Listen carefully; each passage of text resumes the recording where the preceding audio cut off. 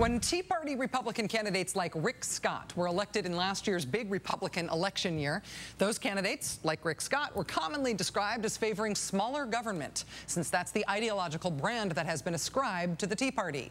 Despite that awesome branding, it turns out that smaller government is not actually what these guys favor. At least it's not the way they have governed. All over the country, the election of Tea Party Republicans has resulted, for example, in a radically expanded role for the government, an expanded role in deciding what happens to your pregnancy, an unprecedented rollback of individual rights on the issue of abortion. In Rick Scott's Florida, his brand of Tea Party Republican big intrusive government has also expanded the role of the state to include mass examination of Floridians' body fluids.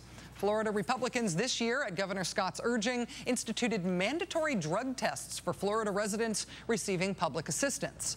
Not Florida residents receiving public assistance and suspected of drug abuse for any reason, just anyone who's getting assistance. If you're getting public assistance, you have to submit urine, blood, or hair samples to Rick Scott. Here's Governor Scott explaining why this is such a priority for Florida Republicans.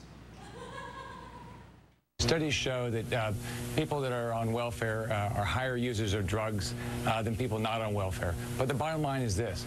You know, sir, to that point, drugs, you don't have an issue. To that point, that would stop people in their tracks. And I don't have whatever study you are referring to, but you're saying that people out there who need this assistance, lost jobs, or on welfare have a higher tendency to use drugs.